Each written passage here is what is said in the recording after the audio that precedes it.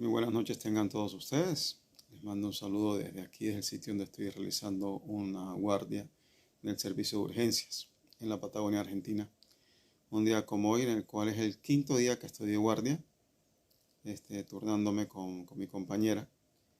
Y la verdad es un poco preocupante ver cómo ha sido poca, no digamos, cómo es la necesaria acogida a las normas de aislamiento que se han hecho en los diferentes países de Latinoamérica.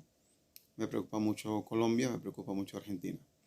En este punto en el cual ya las normas pues, de cuarentena que se impusieron en algunas partes fueron violadas por muchos que quizá no comprenden cuáles son las dimensiones de esta situación, amparándose bajo la consigna que porque soy joven no me voy a enfermar o porque la mortalidad es muy baja. Les recuerdo que los que tienen padres, los que tienen algún familiar que quizás es diabético, hipertenso, que tiene problemas renales, pues está exponiéndolo a una alta tasa de complicaciones en caso de adquirir una enfermedad que tiene una gran posibilidad de contagio. Siempre he insistido en los demás videos que tengan en cuenta que aunque la mortalidad sea baja, esa mortalidad pues va a depender de varios factores, de la edad, del estado del paciente y de un número que se llama R sub 0.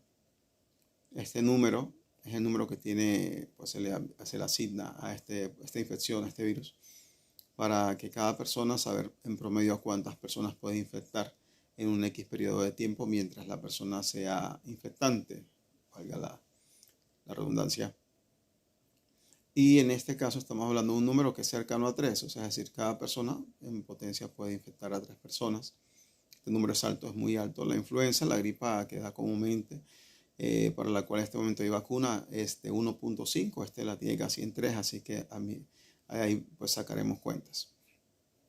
¿Tú qué piensas? Que no hay problema alguno porque si te enfermas eso no te va a dar nada porque la letalidad es muy baja. Recuerda que cuando te hablan de letalidad o mortalidad, te están hablando de una cifra que eso tiene que ver con un número que se llama CFR, Case Fatality Ratio. Es decir, qué probabilidad hay de que alguien muera, ¿listo? Por la enfermedad. Pero no tiene en cuenta qué porcentaje de personas se complican, o sea, requieren internación y algún tipo de manejo intrahospitalario. Recuerda que cuando una persona, un familiar tuyo, ya que piensas que tú no te vas a enfermar, cuando un familiar tuyo se enferme por coronavirus, por SARS-CoV-2, una vez que salga de su casa en la ambulancia o que lo lleven, que consulte espontáneamente, esa persona va a ingresar a hospitalización y aislamiento respiratorio por gota solo. Tú no lo vas a visitar. Aparte de eso, si la persona se complica y va a unidad de terapia intensiva, de cuidados intensivos, va a estar también ahí aislado.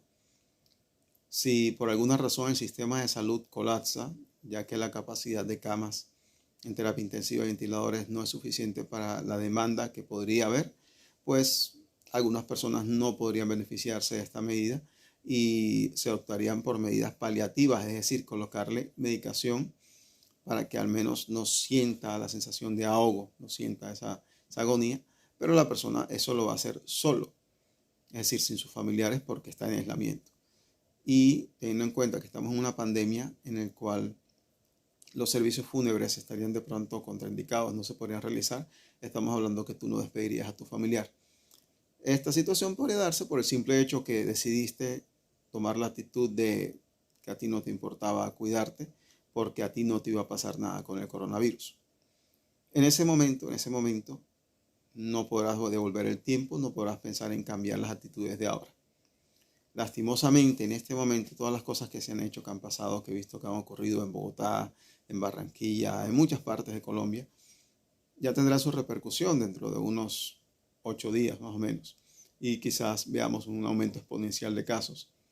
Y al día de hoy, a esta hora, 24 de marzo, a las 10 de la noche, tendríamos aproximadamente 378 casos en Colombia, 387 casos en Argentina. Vaya usted a saber a qué cifra estaremos hablando, si estaremos dentro de una semana cerca a los 1000. Podría ser más, podría ser menos. Solamente Dios lo sabe.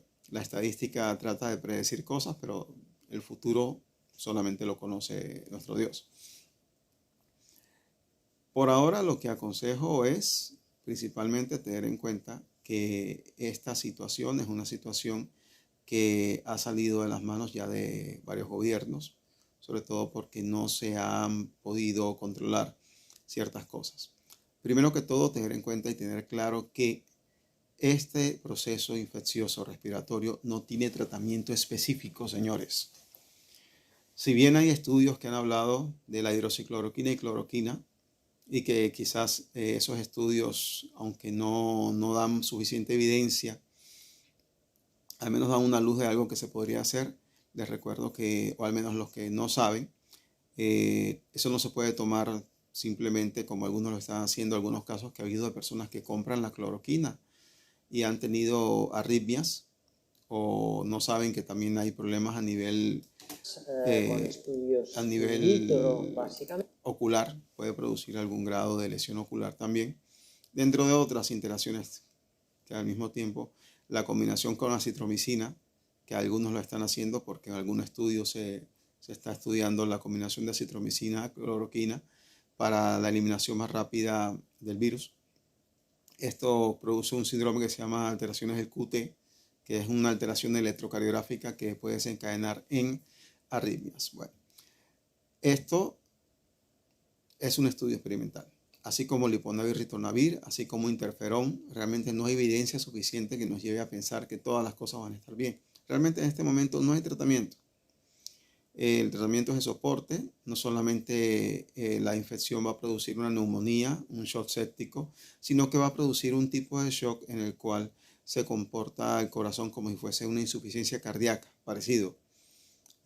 Más que todo porque hay una miocardiopatía, una miocarditis que se produce por este virus. Recordemos que el virus se une a una molécula que se llama AC2, ese es su receptor. Ese receptor está a nivel de los alvéolos pulmonares, en los neumocitos tipo 1 y tipo 2, unas células pulmonares. También se encuentra a nivel de corazón, de riñón e intestino, por lo que varios órganos se ven comprometidos. Este virus tiene un comportamiento en el cual hay que tener en cuenta que la tasa de mortalidad que se tiene quizás sea una tasa que está sobreestimada o subestimada, dependiendo de cómo se vea, probablemente esté subestimada. Cuando usted ve que hay 200 casos y que hay 2 muertos, o para ser más claros, que hay 100 casos y 2 muertos reportados, no crea que es el del 2%, porque esos 100 casos, el día que se enfermaron las 100 personas, no se iban a morir ese mismo día, así que la tasa de mortalidad, si hay 2 muertos, no corresponde a esos 100 casos.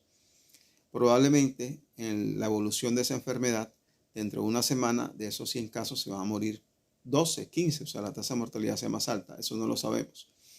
Así que no es tan sencillo como sacar una mortalidad así. Aparte de todo, la mortalidad varía según la edad, llegando inclusive hasta en algunas series hasta el 16% en personas mayores de 80 años. Si bien la mortalidad es más baja en personas menores de 50 años, esto está modificándose un poco. Vemos, por ejemplo, que cada vez hay más casos de personas jóvenes que requieren unidad de terapia intensiva, que requieren soporte ventilatorio mecánico, o sea, un aparato que respira por las personas, y que terminan en fallecimientos. Esto no pasaba tanto al principio, porque eso dependerá de muchos factores, incluyendo del propio virus.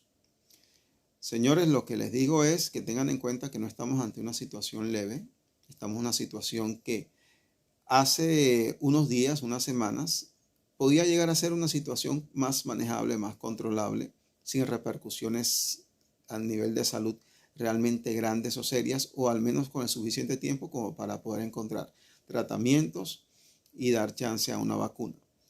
Pero debido a que las personas decidieron tomar ciertas actitudes de libertinaje, creyendo que era más sencillo, más fácil violar las cuarentenas o los aislamientos, probablemente ahora sí enfrentemos una situación bastante complicada.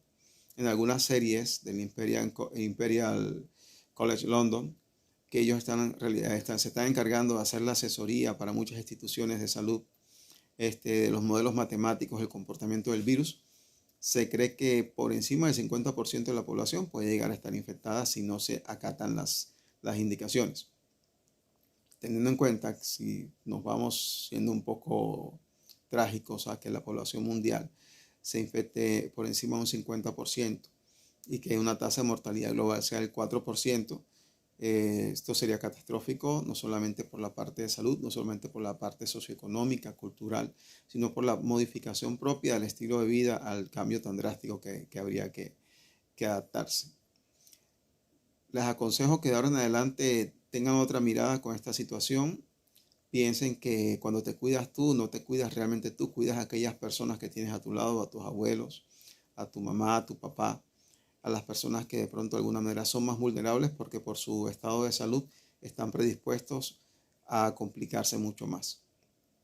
Te aconsejo pues que pienses en eso la próxima vez que decidas salir a la calle, que decidas salir a una fiesta, que decidas salir a pasear en medio de una cuarentena, pensando que las cosas no importan. Realmente sí importan y en este momento hay que hacer algo porque quizás sean las últimas oportunidades que tenemos de evitar una catástrofe en salud. Que Dios los bendiga, que tengan buenas noches.